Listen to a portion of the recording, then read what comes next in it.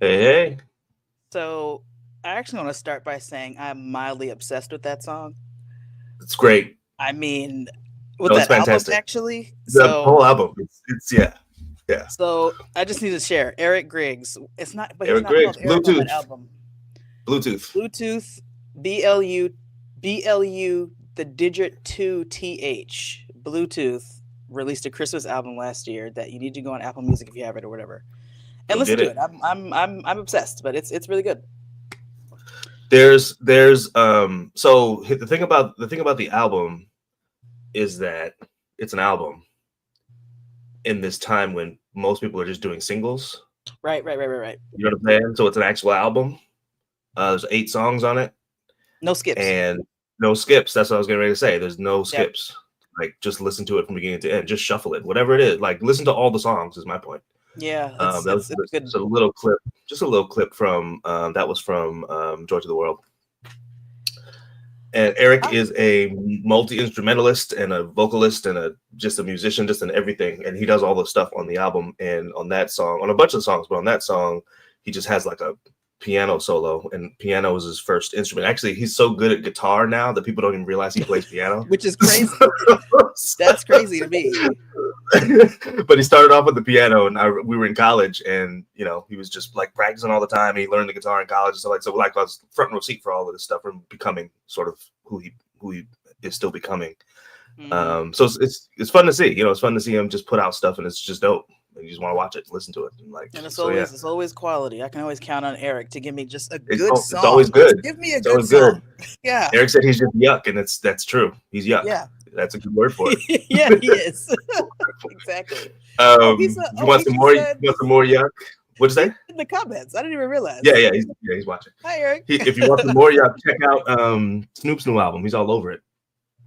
Meaning Snoop Eric's Dogg's all new over it. album. Snoop Dogg and Dr. Dre. Eric is Yeah. all over it in terms of production and instrumentals and stuff like that. Dr. Dre calls his name out a couple times. Go like do the thing, Eric, and stuff. It's pretty cool. Nice. Pretty cool. So yeah. No, thank you. What does that say? There you go. Right. Yeah. So, welcome everybody to Club PK, the secret. Wait, what are we doing? What's where we discuss secret lives of pastors' kids? This is still new for us, obviously. I'm like, where are we? What are we doing?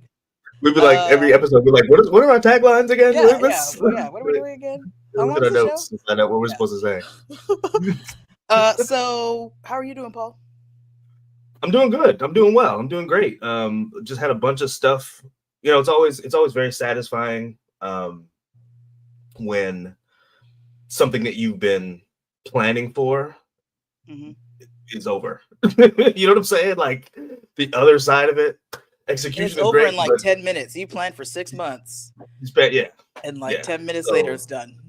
yeah, so we just had mom's big birthday party. She turned 70 last week, so we had a Now, birthday there's party an for her. opportunity for a thingy since you Oh, like press buttons. There you go. like very much out of text.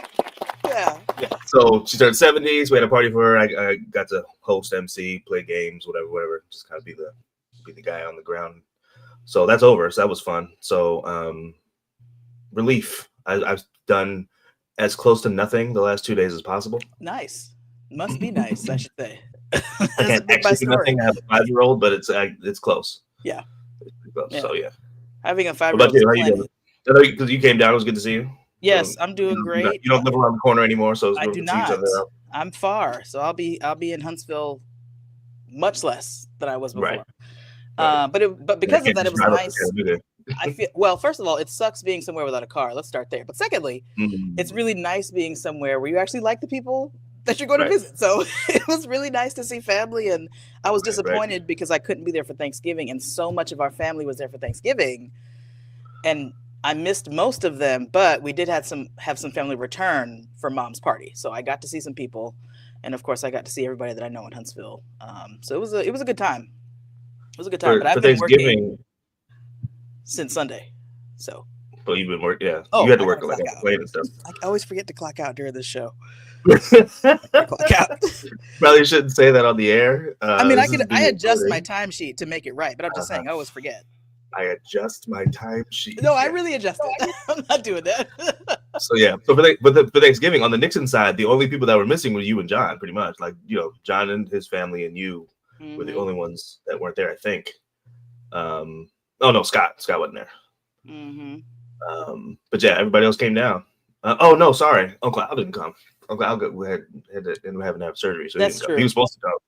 Yeah, he didn't come. But anyway, it was a extravaganza. Most people were there. Is the point? Yeah, almost everybody was there. Yeah. All right, so let's get to our guest. We want to give her some time to say stuff.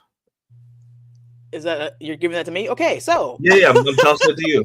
So our guest today, we have known a long time. Like, I don't even know, the 90s. Got to be the 90s. Got to be the 90s. We've known, so what, 30 years? Let's just say we've known for 30 years.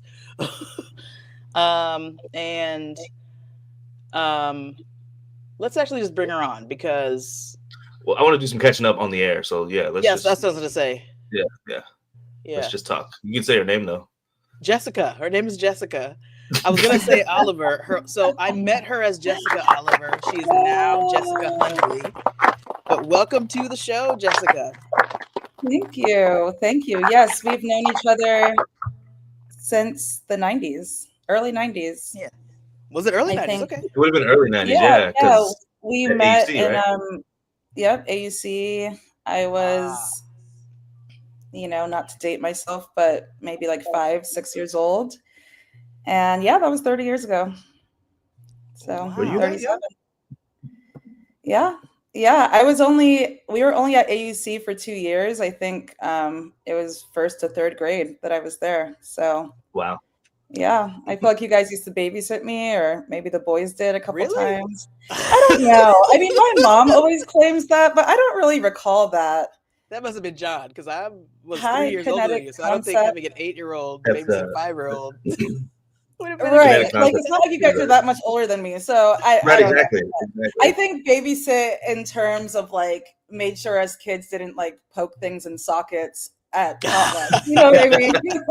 Which is all you need, I feel like the Jessica I remember was maybe 10 or 11 or 12, maybe a little older. Well, yeah. So then, we all moved to the DMV. Yeah. And then my dad was our head pastor again. So then, like, I don't remember how long he was there for. Not long enough. But, but yeah, then, I was obviously aging. So. Right. So at the time, our family was listening a lot to, remind me the name of Bill Cosby's stand-up album, Paul, that we listened to himself. at that time. Himself? That was the name of it? Mm-hmm. And there's a particular joke that he tells on that album that me, John, and Paul used to repeat all the time. We used to repeat the punchline, but not the whole joke.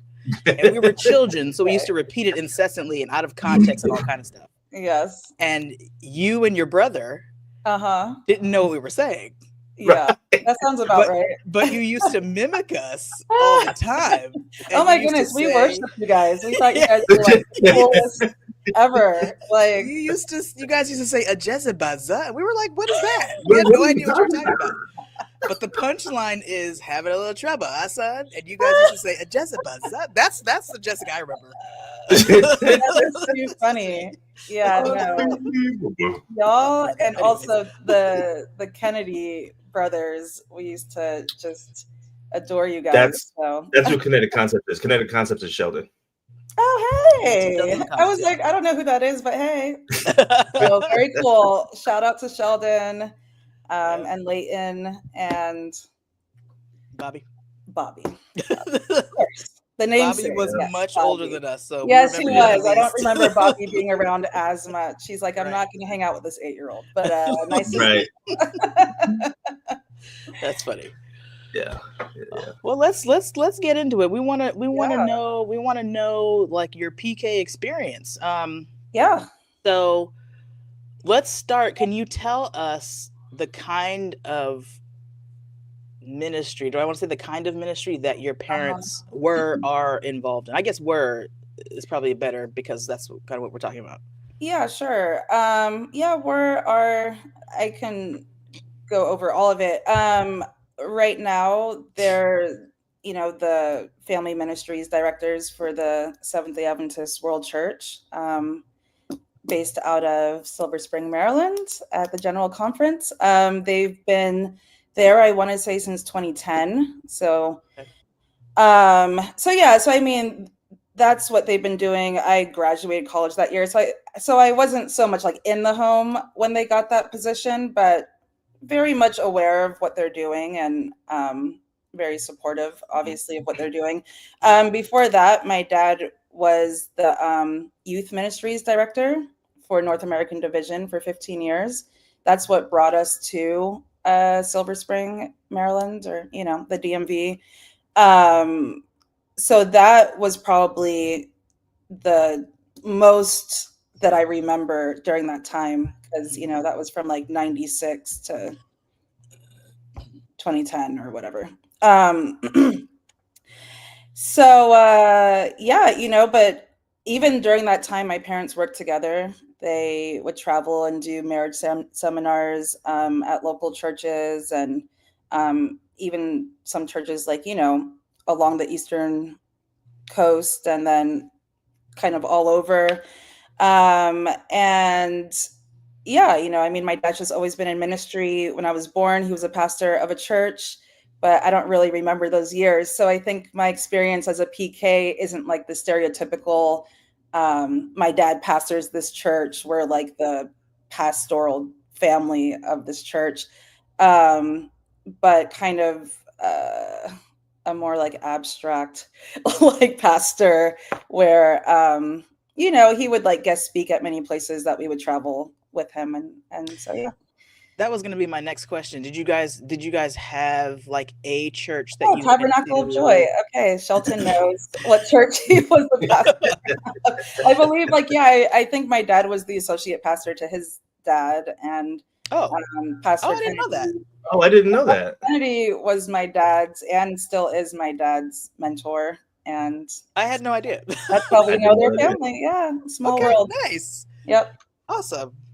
Man. So you were asking, did we travel a lot? Oh, yes. Yeah, that was. Yes. I wonder what it's like to be at different places every week. Like, did you? Because to me that means you have a level of anonymity, I'm guessing. Did you feel like you did? Yes. Or no? Yes and no. Yes. Like my dad would travel around.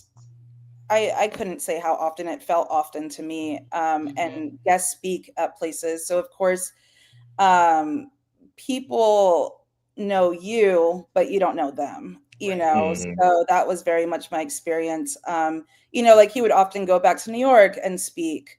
And so of course he used to pastor there. And like, that's where he spent many of his early years, pastoring. So many people would come to see him, like people who knew him before he was married, people who knew him before he had kids. Or people who knew him when we were very little. So there's always like that excitement that people had to see us. But it'd be like, oh, I know your parents, how it goes. Yeah. And you're like, oh, okay, great. But I don't know you. But you take it, you just take it in stride. So yeah, I am that person now. I went to a school here recently to do some teacher coaching, and I visited a friend of mine who works at the elementary school, and I saw two of her students were people's parents that I know. And I found myself saying to them, oh, you're a such and such, because they look exactly like their parents. I was like, oh my goodness, you're in 8th grade. Like, so I am that person now. And I mean, we are the adults now. So yeah. Which is scary. I find myself doing that too. Like, oh my gosh, I can't believe you're like, you're a doctor now. I knew you when you were in 2nd grade. Exactly. So yeah. What are some? So I'm wondering. So I obviously you have nothing to compare it to, right? Your life is your life. Your life isn't mine. But I'm wondering about maybe some of the differences between having, because our experience was our dad was always the pastor of the church we went to. Like my dad my dad was my actual pastor until grad school. Yeah. Because even in college, he came down to Oakwood. He was the pastor there. So like till I was like 25, from 0 to 25, my dad was my pastor, even though I was moving around. You know what I'm saying? So for you, your dad wasn't the pastor of your church. Yeah. So I'm wondering how that might have been different. I don't know. Different might not be the right word. What was that like, I guess, so because you guys traveled with him sometimes, but like when you didn't travel, was it like, I don't know, kind of an open-ended question. Was it like to not have your dad? Your dad is a pastor, but not your pastor necessarily. Yes. Yeah, I get what you're saying. Also, shout out to Uncle John. He's an excellent pastor and one of my favorite pastors that I had growing up. Yeah, that was not my experience at all. My dad was gone a lot, honestly. When he worked for the division, he traveled, I would say, again, I can't really like put a time on it because my recollection, and also, like kids work time, but it felt like he was gone a lot. What I know now, I did actually spend some years working at the General Conference. When I moved back to the DMV back in 2015, I worked there for 3 years. And so I really got to learn like the ins and outs and see how much they travel. So in knowing that, like, and putting it with my own like experience, I'm like, oh yeah, my dad was gone a lot. We grew up with that happening. So to us, it was normal that dad was going to be gone this weekend or these 2 weeks. And then he would be back for these few weeks. So like, literally, that's like my only experience. He's still like that. My parents travel all the time. And my dad's very diligent in sending us his itinerary. He just got back from like Kenya or South Africa and but it's all I've known. So it was great. Yeah.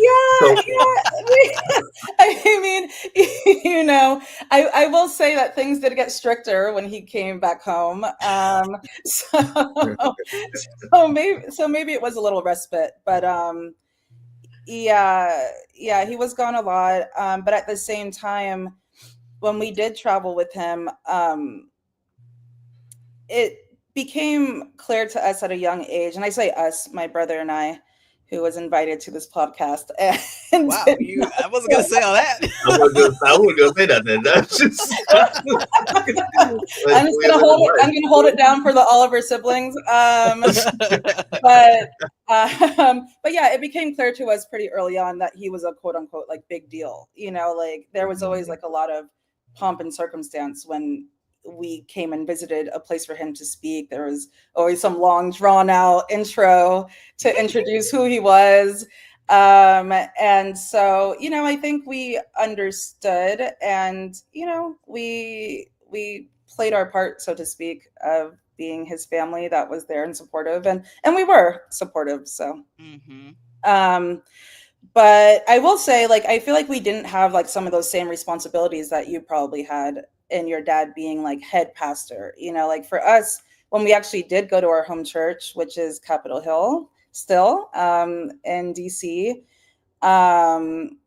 we were just a family that would come to church, so my parents would still try to get us there for Sabbath school or whatever, but it wasn't like we have to open up the doors of this church and we have to be the ones that are like, setting up this, or, I'm not sure what your role was, but that's what I'm just assuming. You guys had to be like front row center, at least when you were younger, maybe. I don't know. Yeah, we had to, we didn't have any real responsibilities, but we were just there constantly. Yeah. We were just always there because I feel like I was also there constantly though. Like,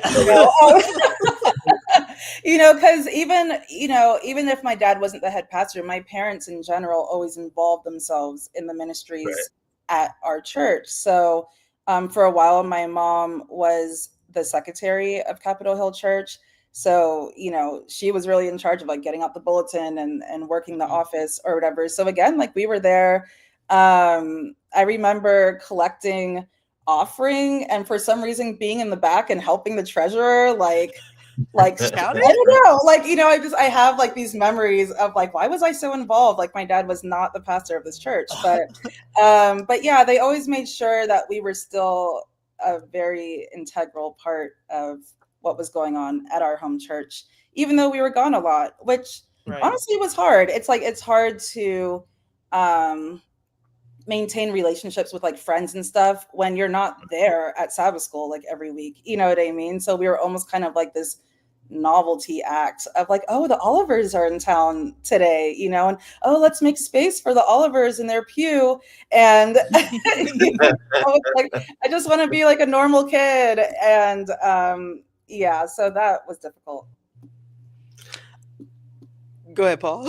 I was going to say, well, you kind of started to answer the question I wanted to ask. Do you think of those things in terms of, I don't want to oversimplify the idea, but do you think of them in terms of more positive or more negative? The idea that you guys were special and everybody's making space for you, the idea that your dad has to travel so much because of his work, the idea that he's got this long drawn out, you know, introduction when he speaks somewhere. Is that in your head? Is that positive or negative? Is that like, how do you reflect on those things? I think overall it was positive, you know. Again, it was like all I knew. So I didn't see it as like a negative. I'll say that, you know, but it was all that I knew. So it wasn't like, oh, gee, like my dad is like the greatest, you know, but it was also like, I wasn't like pouting about it. Like, oh, here we go again, you know? So yeah, you know, I mean, there was probably like a sense of pride that my dad was so revered, you know, wherever he went.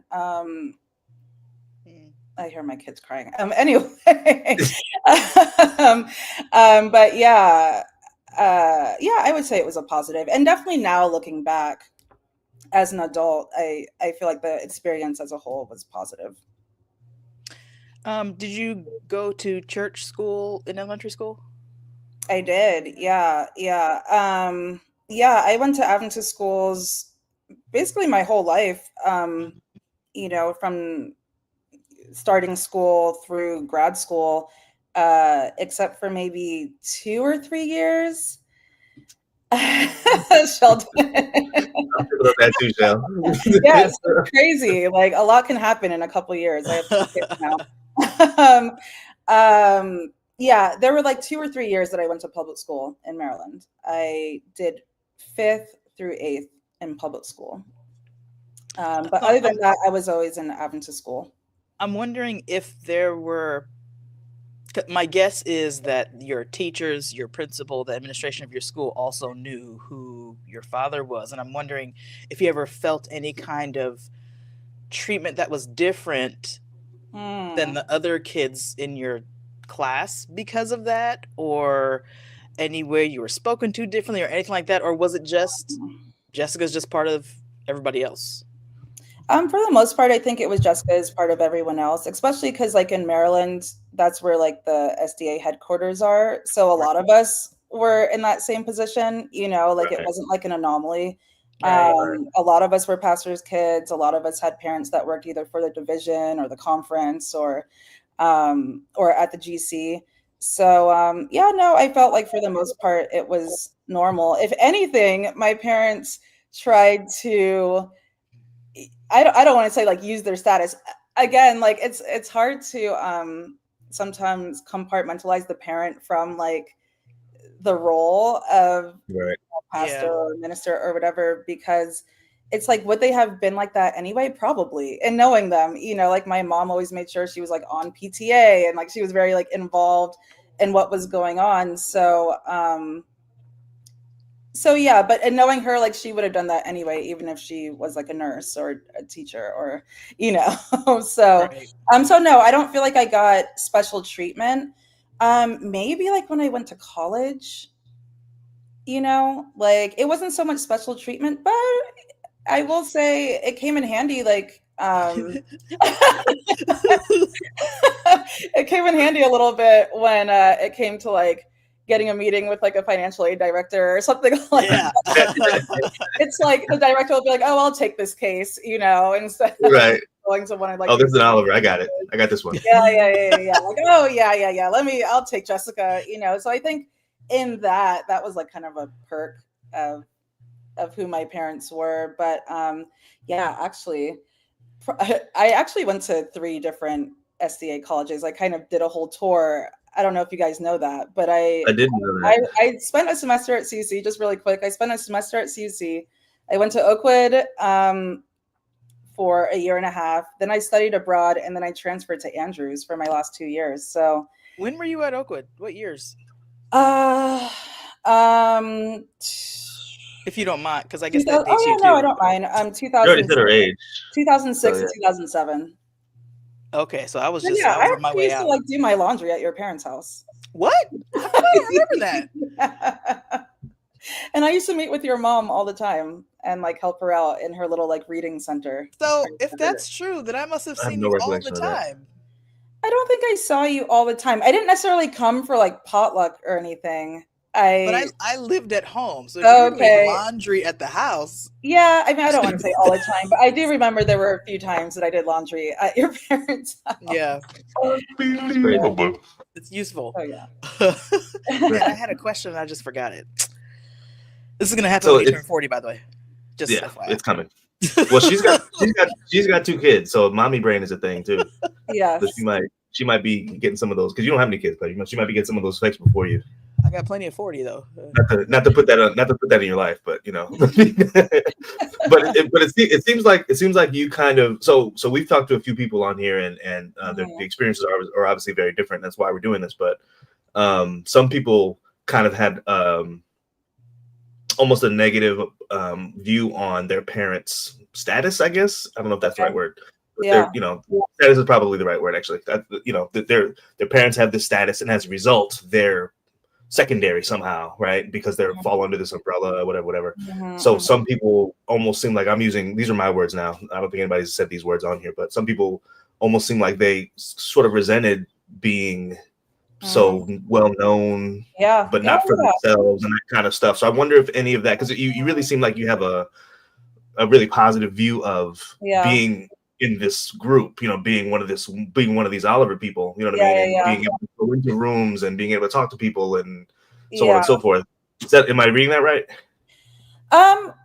Yeah. I think there was definitely some resentment, but it wasn't so much about who my parents were. It was just kind of like what was more so what I had to do. And for instance, like I was a super shy kid. I don't know if you guys remember that. I remember being very quiet. Yeah, like I was quiet, I was shy. Unless I really got comfortable with people, then I would kind of be more open. But so having to do that stuff where I'm like traveling all the time in front of groups of strangers, and your dad's the guest pastor, so you have to stand up, like and that was like the worst. I dreaded it, like every single time that every morning leading up to that point, I just like worked it up in my head, like, okay, like I'm gonna have to stand soon, like I'm looking at the bulletin, like, all right, like we're almost there, and so I can't even like enjoy the service. I'm just like, okay, it's almost his time. Right. So yeah, that was hard for me. And like I said before, like obviously not having so much of a consistency when it came to like going to our home church, and like so when it came to like making groups of friends, and even when we did go to our home church, my parents were very much like, you're going to sit with us, like I wasn't allowed to go like sit in the back balcony and like joke around with my peers. So that also kind of like othered me, like, you know what I mean? It's like, oh yeah, Jessica isn't really allowed to like chill, like, you know what I mean? So so that definitely made it hard, but I like, if I was really to like look back at it, there were definitely times where I would probably roll my eyes when my dad would walk into a room and introduce himself, like when it came to like taking me to college or something, and it's like, oh yeah, I'm Willie Oliver, and you know how my dad is, like he's like you get like the whole thing of what he does, and I'm like, Dad, like I'm just trying to move into my dorm, like my roommate doesn't care, that's too far, and so I think where that negative experience comes in, honestly, for me, is that like people are watching you, like people know who you are, you don't necessarily know who they are. Mhm. And they're kind of like watching for like those slip ups and something to talk about, like, you know. So I remember transferring to Andrews and going into Lamson Hall was the girls' dorm, and going up to the front desk worker and being like, introducing myself and saying like, hey, you know, I'm new here. I'm moving into my room. And she's like, oh, I know who you are. And I was just like, Yeah. this thing. And I was like, what? Like, you know, and what's also interesting is that I've just met a lot of people along the way, right? And so it's almost like I also have ears everywhere. And so it's interesting to Mhm. kind of like, when things get back to you, like, oh yeah, this person called you like the like GC princess or something like that, you know? And I'm like, what? Like, you know, but again, he called me that because my dad introduced himself. Like, you know, and yeah, and so But did that kind of stuff bother you? Did you care Right. that other people were basically labeling you, is what, if I just heard you correctly, based on nothing yes having to do and with you? no.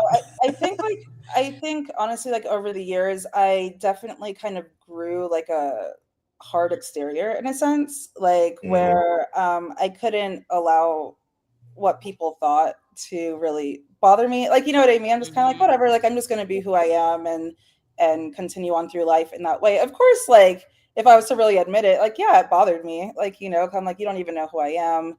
I would like to think I'm a pretty down to earth person and I don't expect any special treatment. But yeah, you know, I couldn't like dwell too much on that. Right. I think more so I just focused on finding my people who I trusted and would rock with me and didn't really care who my parents were, you know. Right. And I really found myself becoming friends with people who weren't in that world per se, you know, who were just good old Adventists. Like, you know, I mean, we're all Adventists like on these campuses. So, you know, like whose parents weren't like working for the conference or whatever. Not to say that I refuse to be friends with those people. I just Right. found myself kind of gravitating more so towards people who didn't have that experience. Because I feel like then they almost like weren't aware of like who I was or where I came from. You know, it was more so just, oh yeah, that's Jess. So, Right. mhm.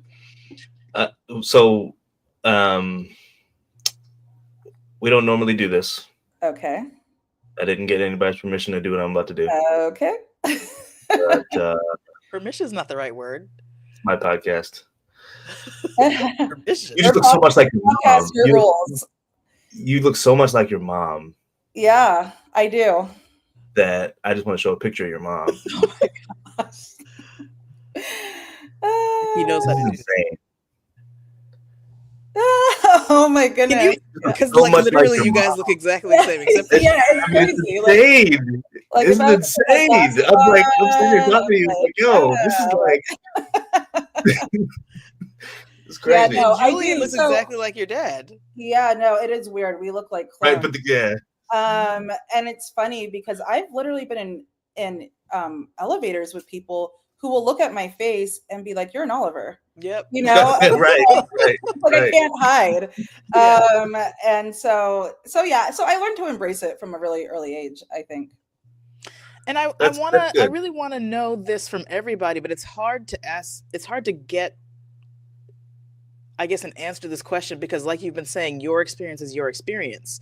Right. But I wonder if learning at an early age that people are going to say whatever they're going to say, I can't really pay attention to that. I need to just be myself. I wonder if that's like an advantage. Like, I wonder if other kids who don't have that think that way at such a young age, or if they have to grow more into it. Like, I wonder if just being PKs in some way makes us mature in that way a bit faster. Yeah. And we can't really answer that because we are don't us. know anything else. Yeah. But I do think about that. Yeah, I will say that like my mom was pretty instrumental in helping me work through that, you know, like she always just kind of instilled in us like just be who you are, like don't try to worry about other people's expectations for you, like, you know. And and people are going to talk, like, and I think for her, even like being a pastor's wife, right? Like she experienced that from young. Like she married my dad at like 22 years old or something, like 23. And he was a pastor of a church. And here's this like young, attractive pastor, now he's like bringing this wife along with him. People are going to talk like, oh, what is she wearing? Oh, what is, like, what does she have her kids wearing? Like whatever. And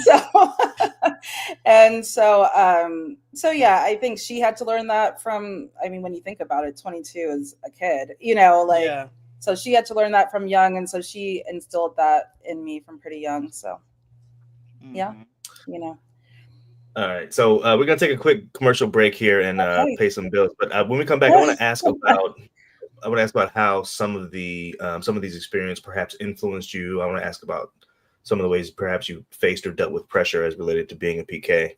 Okay. So we'll deal with that in just a minute. But let's take a quick commercial break. Great. This episode of Club PK is brought to you by The Lord is My Barber, I Shall Not Want, the only barbershop in the eastern United States that offers sanctified haircuts. Are your edges prone to wander? Is the product you use heavy laden? Is your hairline higher than the highest human thought can reach? Then stop by The Lord is My Barber, I Shall Not Want today and justify your hairline as it's being sanctified. And now, for the next 40 days and 40 nights, they're offering beautician services for 3 times the amount of a man's haircut.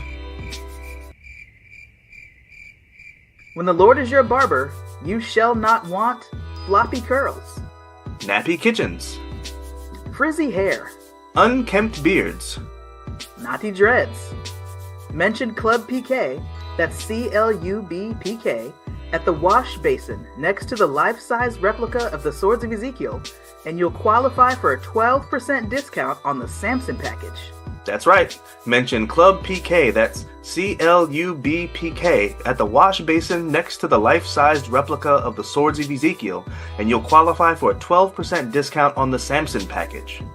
With the Samson package, your hair will flow like you came straight from the Manoah's wife's womb. You won't actually be able to knock down the pillars of the Philistine temple, but you'll look like it. Be careful with the Samson package, though. It comes with the side of Kavorka. Yeah, gotta watch out for that. The Lord is my barber, I shall not want.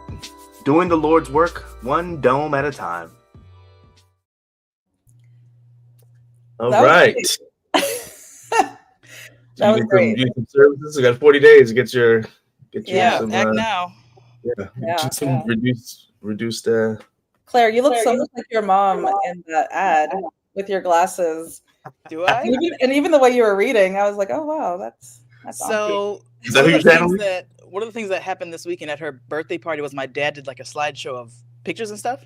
Okay. And some pictures of her as a kid, like young kid. Mm-hmm. And I remember this one picture that he showed. I wish we had it, but I probably one picture that he showed of her. I remember the first time I saw that picture. Yeah. I was a kid when I saw it, and I got really confused. I was like, I don't remember, like, who are these people? I don't remember posing for this. Like, I was really confused. We looked exactly the same. Like, I was like, wow. Like, my brain felt like it was going to explode. So, yeah, I look like my son is having that experience now. We have some pictures. He looks exactly like I did at his age. So, I have a couple pictures where I have, and I wish I had brought it. I didn't know you were going to look this much like your mom. If I had known you were the second coming of Elaine Oliver, I would have ready. It's crazy. Like the older I get, the more we kind of like morph into.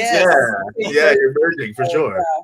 But there's this picture I show where it's me on the left and him on the right. Yeah. And you really can't tell. Like the only difference between the pictures is the quality of the picture, because my picture was taken like 1984 and his was taken like 3 months ago. You know what I mean? So it's so besides that, you really can't tell the difference. And we're actually I found pictures we're actually doing something similar. I'm eating ice cream, I think he is, and he's eating cereal. So we both have a spoon up to our mouth or whatever. It's like, this is the same person. It's like, I know every picture. He thinks it's a picture of him. Right. I'm like, who's this? He's like, oh, that's Theo. Like, okay. Genetics are a wild thing, and becoming a parent and seeing your DNA manifested in this little being. Yeah. And like, I mean, almost like every tantrum that my son throws, I'm like, oh my goodness, that's me. So yeah. Paul, how old is your son now? He's 5. Oh, okay, wow. Yeah. Nice. How old are yours? I know you just had one. Yeah, I have a 19-month-old and a 5-month-old. So I didn't know they were that close. Oh wow. Yeah. Okay. Yeah. That's 14 months apart. Yeah, they're 14 months. That is insanity. Yeah. Wow. Yeah. I mean, you and John are 17 months apart, so it's not too far. That was the 80s. I was born in 1980. So what does that mean? So John was born in the 70s. I'm just saying life is different now. People don't. It is. Oh, he was born in the 70s.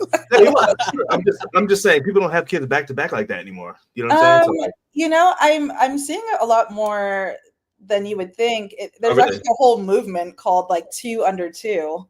Oh, really? Where like you have 2 kids that are under the age of 2, and typically, yeah, that would mean that they're maybe like anywhere from like 18 months apart to like under. Anyway, yeah. So you have 2 boys? I have 2 boys. Nice. Yep. What are their names? Lawrence and Lennox. Nice. Lawrence is named after his dad. He's actually a 5th, the first 5th we've ever met. Yeah, yeah. So we call him Cinco because he's a 5th. So I'm looking forward to Paul's next question. I can just I mean, it kind of leads us back into what I want to talk about a little bit, just because your parents, and now your mom, has joined, and it's been a good like 15 years or so that they've been doing this together, and they're at the world church level, so they're much more visible than, like, for example, our dad was always the pastor of a church. So he's in a city, in a state, on a campus or whatever it is. He's just there. He'll travel some, but he's not the pastor of everybody. He's the pastor of these people. You know what I mean? So like your parents are much more everybody. And so I'm wondering about the pressure of that, right? Is there any sort of or did you feel any kind of you're supposed to or you're not supposed to because of your status as a member of this family? In your professional life or in your personal life or at school or whatever it was? I think at a time I did, and I think now I don't feel that pressure. I mean, because I'm a mom and wife, and my life is boring. There's nothing for me to do that would offend anybody. I'm sure like when I was in school and there were like a lot more eyeballs on me. And even like when I was working at like the general conference, for sure, there was kind of like that pressure in a sense. I also live in a very non-Adventist city right now. And it's like the first time that I've lived somewhere where like Adventism wasn't so prominent. Everywhere I lived before was like Silver Spring, Maryland, like the hub of like Adventism, like Berrien Springs, Huntsville, like Loma Linda, and so it's kind of like everywhere in those cities. Whereas here in Charlotte, I mean, I could really go anywhere and no one knows who I am. And there is like a freeing feeling about that. But yeah, my parents have done a really good job of showing who their family is, but also keeping our privacy. They always ask if like what pictures they can include on their social media when it comes to us, especially my kids. What they can share and announce to people, because obviously they have like thousands of followers. And so I really appreciate that. So yeah, I mean, I feel like I am supporting them from afar. I don't feel too involved in what they do right now. I just want to pause for a moment because it's extremely thoughtful, and I wish it was just normal, basic human being etiquette. To ask someone before you post something about them. Like I really love that your parents, and I don't care how many followers you have, whether it's thousands or 10. Right. Like if you're gonna post me, I would love for you to tell me before you do that. Yeah. So I appreciate that they do that for you. I will say that I think I have become more of like a private person in adulthood because of my parents' status. Like once everyone and their mom joined Facebook, I pretty much left Facebook. As did we all. So many like random people were like friend requesting me. I just didn't have the time to go through and be like, do I know this person? Do I not know this person? Oh, this person's in Timbuktu. I do not know them. Like, but they know my parents. And If my parents tag me, then people think that they know me. And so, yeah, I have become more like private about my life and just my social, or my, what's it called? Like the imprint. What is it? The social media? Yeah. But, footprint? Yes, my footprint, like my, what? Whatever that thing is. I was thinking of the Dave Matthews Band song. Yeah, you get what I'm saying. Like my stuff is locked. You know, you have to request me to see what I'm posting. Right. So yeah. So the having a son who's the fifth and then marrying a man who's the fourth. Yes. I would think that comes with it sounds like anyway, there's sort of a long family history there, right? And perhaps a sort of a deep and a meaningful and a perhaps powerful or impression, you know, I'm just kind of thinking of another. I'm thinking about the pressure thing still, right? Perhaps another place where pressure could potentially come from. Yeah. I'm wondering if that was. I don't know your husband at all, but I'm wondering if that was something that you were drawn to, or was that just incidental? It just kind of happened. Or were you kind of looking for some place where it's like, you know, I, Jessica, have this really sort of strong family. I want someone else who has a sort of strong and meaning, you know, family that's gonna keep. Yeah. The funny thing is that when my husband and I met, we had no idea who each other were. Like, we met at a random friend gathering, and just hit it off. I had no idea who his family was. I didn't know that they were so kind of like prominent in the Adventist church. He had no idea who my family was. And it wasn't until he told his parents or his grandparents about me that they're like, wait, what's her name? And then they're like, her parents are on the Hope Channel. Like, you know, like, and he was like, oh yeah, like my grandparents were saying that your parents, like, whatever. And I'm like, oh yeah, they are. You know, and so it kind of just like worked out that way. But I will say that it, I do think it played a role in me being interested in in actually marrying him, right? Because, oh, did you hear that? Why? But why there? I'm confused. It's a sound effect. Like the placement. You get the point for that. You get the point. Okay. Like, sound the horn. Like, yeah. Like, did you hear that?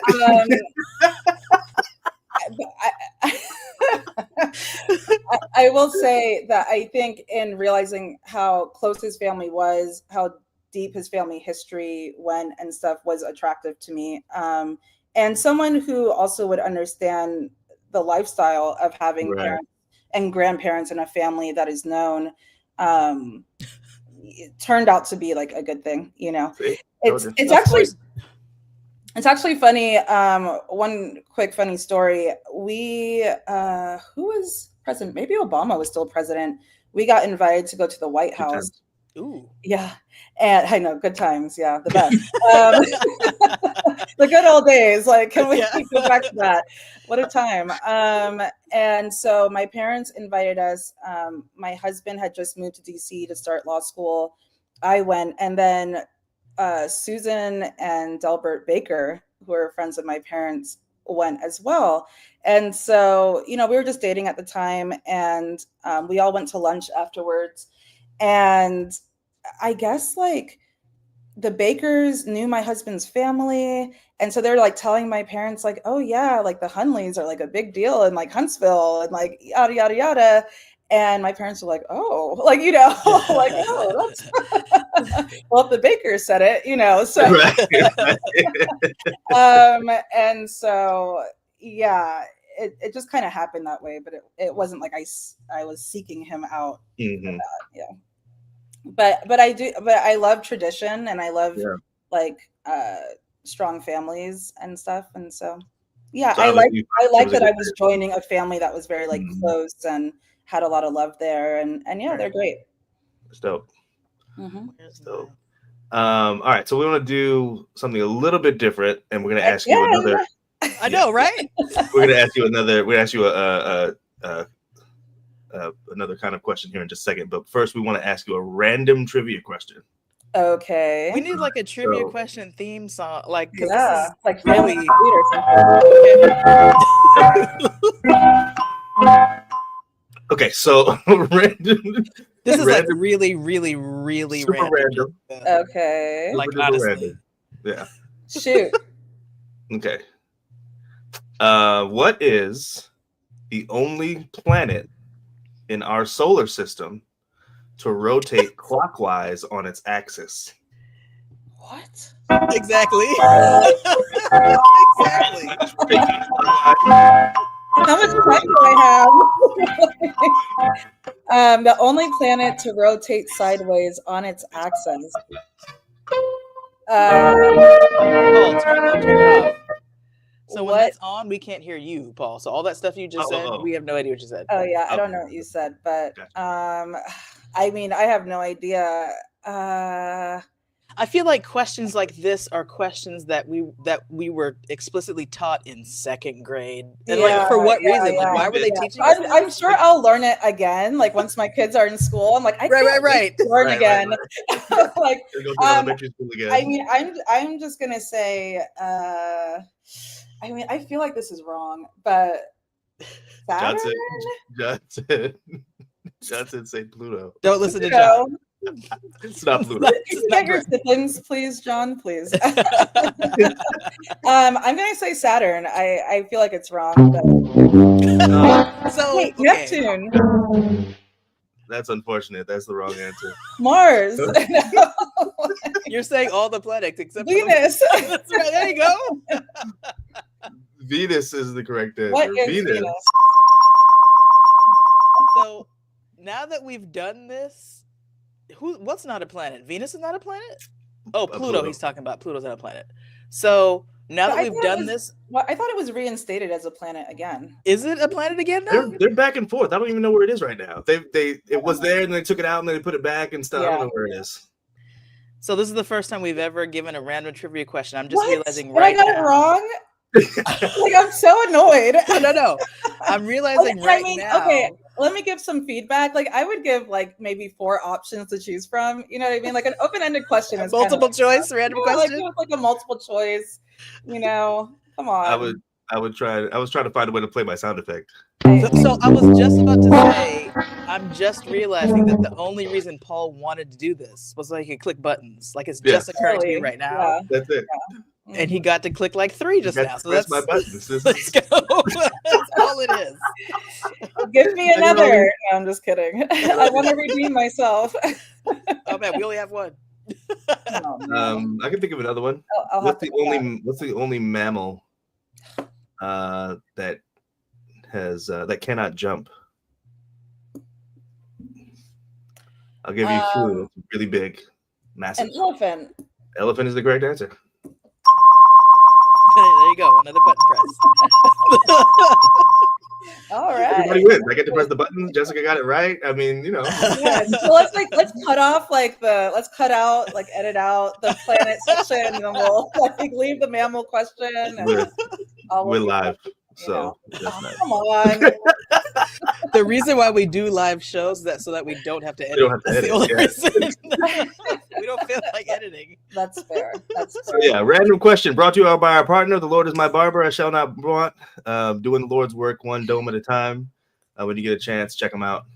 The Lord is my barber. Shall not want. The sponsor of that random trivia. They asked for the sponsor asked for it. They wanted a second place where they could.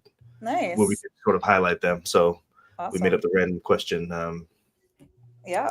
segment. So back on topic. Yeah. being I think all of this is on topic. Everything we talk about is on topic. The topic is talking to Jessica. That's true. So do you feel like you've ever heard or experienced? That's not my question. My question really is, what's the craziest or most out-of-pocket thing you feel like either a church member has said to you or someone at school has said to you that you don't think they would have said to somebody else if your parents were your parents? I feel like I asked that question in a really clunky way. It's a PK question. What is the wildest thing somebody said to you as a PK? Yeah. Huh. And this question comes from our experience of church members feeling like they have some kind of ownership or some kind of right to you, license or something, because you're a pastor's kid that they don't have to other. Like, it's a weird dynamic thing that happens. Yeah. Like they think that you're they're your parents as well. Like the whole church is your parent. Right. But not in like a friendly community way. Right. And like just a like you shouldn't be doing this. And yeah. I can't say that I had any like crazy interactions with like church members, because again, my dad wasn't like head pastor, and we were barely there, so you know. But definitely in school, I don't know if it was just because I was a PK or if this woman was just like this with everyone, but I got my ears pierced when I was 18, and I remember walking past a staff member, and she was like, "Are your ears burning? Are your ears burning?" And at first, like, I had no idea what she was talking about. I'm like, "What are you talking about?" And then I realized around that same time, an Adventist parent of a friend that I had called me from Maryland. I was at Oakwood, and asked me why I was rebelling against God. And I was like, this is such an unusual conversation. And I was like, well, I'm not, like, I don't see the correlation, and he really wanted to know why I wanted to rebel against God, and if I was okay, and whatever. So we thought something was wrong. Like, are you good? Like, he was checking up on you? Right. Yeah, because I got my ears pierced. Wow. It was like a wellness check. Yeah. Wow. Yeah, it's crazy. And so the thing about this is that, like, my parents didn't even give me grief about this. Like, this is something that from 13 years old, I said, when I turn 18, I'm going to do this. I know that you guys won't let me do it before then. And it was true. And so when I actually did it, they were like, well, you said that you were going to do this. Yeah. So, so yeah, my parents were always like pretty cool within reason. I mean, they were still strict, and we were strictly vegetarian. We were, we followed the Sabbath rules and all those things, which are not the vegetarianism, but a lot of the values that they instilled in me, I still live by today, and want to teach my kids those same kind of things. They're very core values. Once we start branching out into like the different rules of the church, I'm like, like, I probably won't be as strict. Like, we're not singing "Day Is Dying in the West" like every, and I love that song. Like, "Day Is Dying in the West" is my song. Like, I love it. I'm not even a singer, but I will sing that song, and you will see. But yeah, I will say that my parents never like pressured us. I know we're running out of time, but shout out to my parents. Like, in the context of the pressure around us, they never personally pressured us to become pastors or speak out in front of church. I think like they worked with the gifts that we were given, right? So they knew, okay, Jessica and Julian aren't public speakers, like they're not going to enjoy doing the children's story or anything like that, but they play music. So maybe you could play for song service, or at the community service, like nursing home visit. I was really into photography in high school. And so at church, I joined the photography team and took pictures during the service. Julian was really into technology. So he joined the AV team and did video. So they wanted us to be involved, but in ways that we would actually enjoy. So I do appreciate that.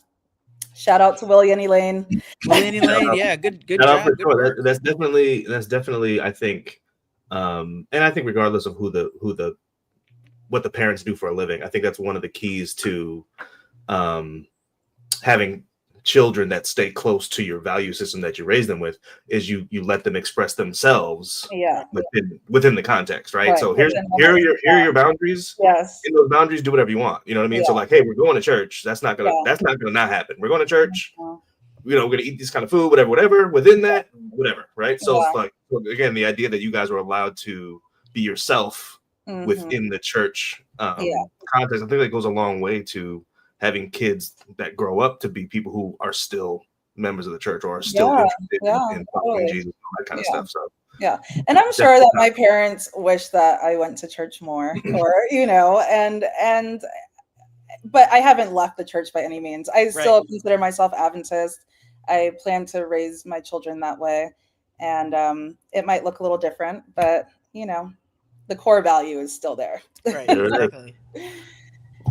Man, this is a good conversation. It was good. Good. I was hoping that I could speak about these things. I was like, you said a lot. No, you said a lot. How this is gonna go.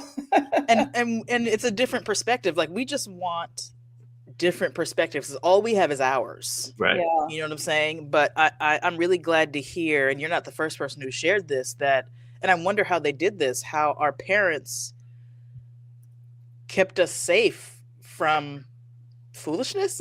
You know what I'm saying? Because I've heard some really, really terrible horror stories about PK experiences, and I'm wondering, like, how did your parents and how did they know? Because they didn't grow up with pastors as parents, right? Or I don't know if your parents did or not. My dad's dad, my grandfather was a pastor growing up. Yep. My grandfather, my paternal grandfather, was like an elder in the church. I know, but not like a pastor or anything. So I'm like, how did they? Maternal too. Mom's dad was too. Oh, that's true. Yeah.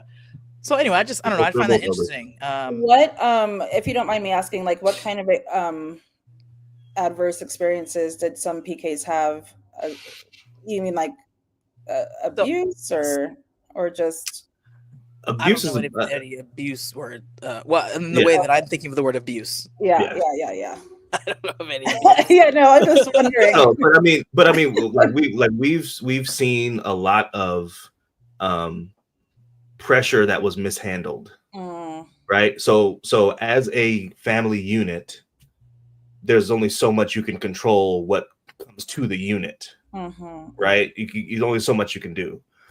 But once you get to the unit, there are ways for the parents to sort of be barriers and block their kids and protect their kids and all that kind of stuff. That doesn't always happen well. So sometimes the parents let that stuff through. Sometimes they push it through. Sometimes they're on the team of the outsiders applying that sort of pressure to the kids and all that kind of stuff. So we've seen a good amount of that. We've seen a good amount of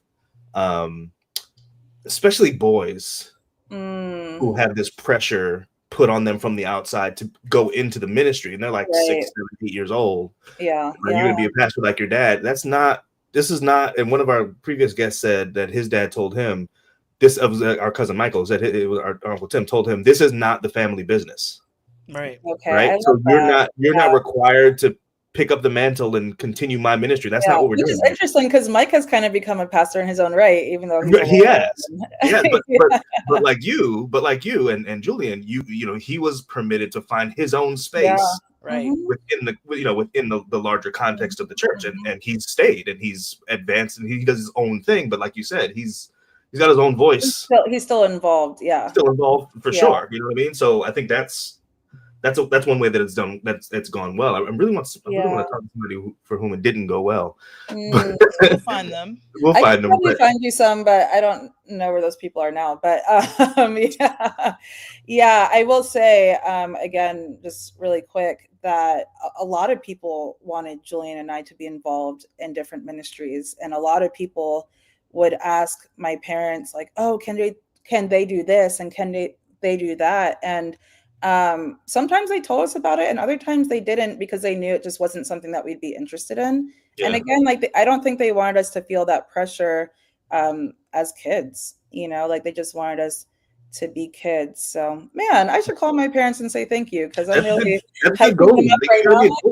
Like, a decent job. Like, everything is hard. Sometimes just block it. You just can't get it. So, you know, people really wanted us to be up front and center, and that just wasn't us. So I love the idea of a parent saying to the kid, "Here's this opportunity. What do you think?" Right? And or saying to the person making the offer, before it even gets to the kid, "No, don't even ask." It's not gonna happen. It's not going to happen. Yeah. So, I remember my grandmother passed in 2018, and I spoke at her funeral, which was actually held at Brinklow. And my old Sabbath school teacher from when I was like 8 years old was there. And afterwards she came up to me and she's like, I cannot believe that you were up front, like speaking to this whole congregation. And I'm like, really? She's like, there is no way that you would have done this when you were a kid. I'm like, that's true. So, people like evolve, and we still don't like public speaking. Like, you know what I mean? Right. But I'll do it. Right. If you have to. So, yeah. You're doing well here on the podcast, so Right. Yeah, exactly. So I've gotten better over time, but yeah. That's great. Well, thanks again. Thanks so much for your time, for taking time away from your children. Yes, tell them thank you. Tell your husband thank you. Gotta get back to work. Get exactly. Kids, like exactly. The maintenance guy is here with the dryer. Right. Wow. Yeah, it was like 40 minutes ago. She was like, my kids are crying, and she hasn't. Yeah, right. And that was it. She just kept going. He got it. Hey, we're a parenting team here. I told him I need this time, so yeah, we're all good. Thank you so much. Thank you so much for your time. Well, we're gonna show another commercial, but then we're gonna sign off. But cool. Thanks, Jessica, and we'll talk soon, hopefully. Yeah, for sure. All Happy right. holidays. Yes, Merry Christmas and all the things. All right, should I just exit? I love reading books that help bring me closer to God, but once I put the book down, it's sometimes difficult to take the principle I just learned and apply it to my daily life. Sometimes something similar happens to me after leaving church. I go to a great service and I feel spiritually fulfilled by the music, the preacher, the fellowship, but I don't always know what to do next. To help solve this problem, we've created a unique resource to help you live your life with God more fully. The God is a Person workbook includes additional practical steps and challenges that can be done individually or with a group. They are designed to help bridge the gap between the decision to live with God and starting a lifestyle of living with God. Each practical step also includes access to a short video where we give further encouragement and insight. Visit cpnix.com or Apple Books to order your copy today.